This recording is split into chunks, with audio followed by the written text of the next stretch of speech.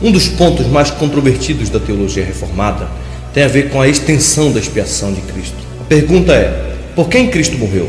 Ele morreu por toda a humanidade ou ele morreu apenas pelo pecado do seu povo? Ele morreu para salvar todas as pessoas individualmente ou ele morreu apenas pelos eleitos de Deus? Colocando de uma outra maneira, nós poderíamos perguntar: a morte de Cristo na cruz foi para possibilitar a salvação de toda a humanidade ou foi para salvar de fato um povo para si? Os arminianos acreditam nessa possibilidade. Eles creem que a cruz de Cristo foi para possibilitar a salvação para toda a humanidade, mas ela não torna certa a salvação de ninguém. Já os calvinistas, fundamentados na teologia apostólica, acreditam que a expiação de Cristo é suficiente para salvar toda a humanidade, mas que ela é aplicada somente aos eleitos de Deus, aqueles pelos quais Cristo morreu. Isso quer dizer que ela é suficiente para todos, mas ela é eficiente apenas para os eleitos. Com isso estamos dizendo que na cruz Cristo tinha a intenção de salvar um número limitado de pessoas, o seu povo, as suas ovelhas. Primeiramente, por exemplo, quando nós lemos Mateus capítulo 1, versículo 21, nós vemos que Jesus recebeu o nome de Jesus porque ele salvará o seu povo dos pecados deles. Também no capítulo 10 de João, especialmente no versículo 15, está dito que Jesus é o bom pastor e ele, como bom pastor, dá a sua vida pelas suas ovelhas e não pelo mundo inteiro. Em João capítulo 6, versículo 36, Jesus diz que a vontade daquele que o enviou é esta, que nenhum ele perca de todos os que lhe foi dado. Pelo contrário, ele os ressuscitará no último dia. Além disso, em João capítulo 17, versículo 9, Jesus, como o sumo sacerdote, intercede apenas por aqueles que o Pai lhe deu e não por toda a humanidade. Não rogo pelo mundo, mas por aqueles que me deste, porque são teus. Deixa eu falar de uma perspectiva teológica. Jesus foi à cruz para satisfazer a justiça do Pai, oferecendo um ato de redenção e propiciação pelos nossos pecados. Redenção significa que ele pagou o preço da nossa libertação. A propiciação quer dizer que ele ofereceu a Deus Pai uma satisfação pelos nossos pecados. Imagine que eu tenho uma dívida enorme que eu não posso pagar e alguém está me acusando perante um justo juiz. Mas aí uma pessoa que me ama muito resolve pagar a dívida no meu lugar. O que acontece? Obviamente eu fico livre da condenação, de modo que seria um grande erro e uma grande injustiça se o juiz ainda me condenasse mesmo depois da minha dívida ter sido quitada. O Evangelho é sobre isso. Paulo diz que agora, pois, nenhuma condenação há para aqueles que estão em Cristo Jesus. E por que não, Paulo? Porque Cristo pagou a nossa dívida perante Deus, de modo que na cruz ele satisfez a justiça do Pai e o Pai não mais nos condena.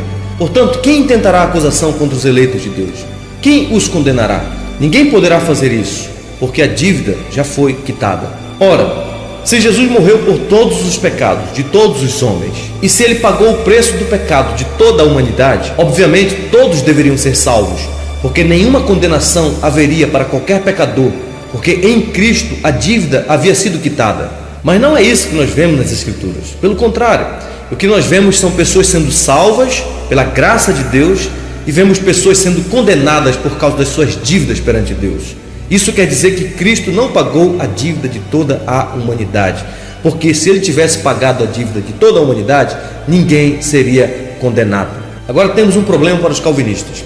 Se Jesus morreu apenas pelo seu povo, pelas suas ovelhas ou pelos seus eleitos, conforme diz a palavra de Deus, então o que faremos com textos que nos mostram que Jesus morreu por toda a humanidade ou que ele fez expiação e propiciação por toda a humanidade?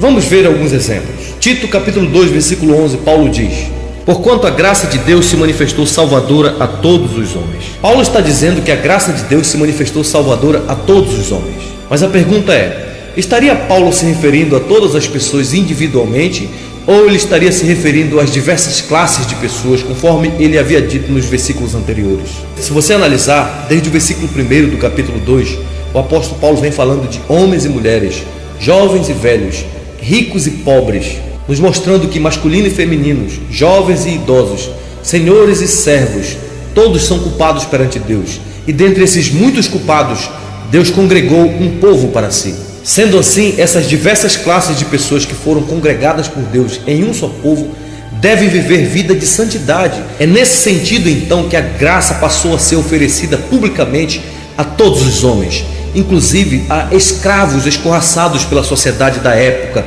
nos mostrando assim que a graça de Deus salva pessoas, independentemente da posição social no qual elas vivem.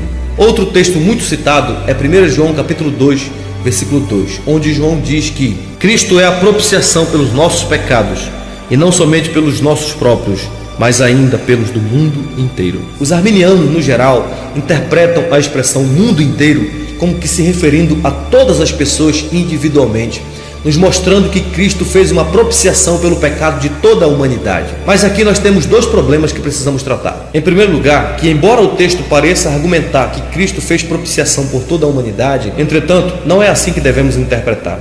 Porque se fosse assim, todas as pessoas individualmente deveriam ser salvas, uma vez que Cristo já pagou o preço do pecado de todas as pessoas.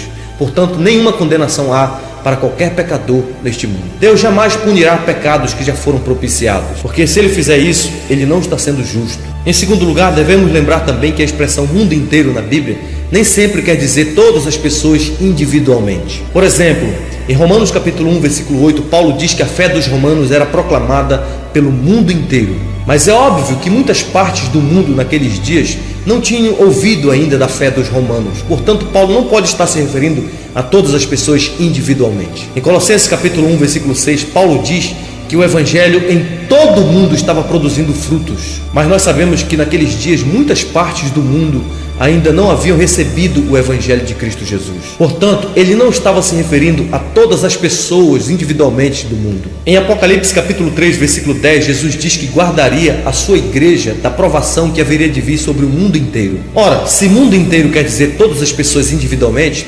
obviamente todas as pessoas deveriam sofrer. Mas como sabemos pelo próprio texto, algumas pessoas seriam preservadas porque o próprio Deus haveria de guardar o seu povo dessas provações. No caso de 1 João aqui, todo mundo significa pessoas vivendo em todo mundo, como Apocalipse capítulo 5 declara, pessoas de todos os povos, tribos, línguas e nações. Também é importante lembrar que João era um judeu, e como judeu, ele sabia do conceito falso que os judeus tinham em relação aos gentios.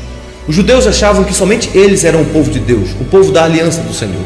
E aqui nesse texto, João enfatiza então que Jesus morreu não apenas pelos judeus crentes, mas também por todos os crentes espalhados pelo mundo inteiro, independentemente da etnia. Mas isso não quer dizer, obviamente, que Jesus morreu por todas as pessoas individualmente. Ainda outro texto citado pelos arminianos é a segunda epístola de Pedro, capítulo 3, versículo 9, onde Pedro diz que o Senhor não retarda a sua promessa, como alguns a julgam demorada. Pelo contrário, Ele é longânimo para convosco, não querendo que nenhum pereça, senão que todos cheguem ao arrependimento. Alguns pensam que Pedro está se referindo aqui a todas as pessoas do mundo inteiro. Mas é bom lembrar que Pedro é um crente que está escrevendo para uma comunidade dos crentes. E veja que ele diz que Deus é longânimo para convosco. Para quem? Para com os crentes. De modo que Deus não quer que nenhum desses crentes pereçam, mas que todos cheguem ao conhecimento da verdade. E certamente eles vão chegar.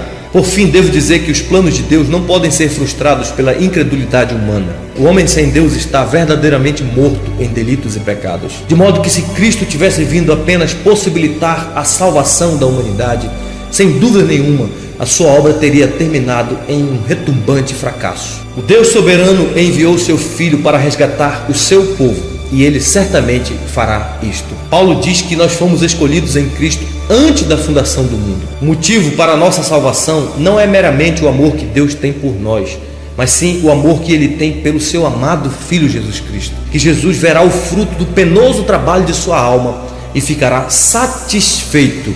Isso quer dizer que nunca houve e não haverá a menor possibilidade de Cristo ter morrido em vão.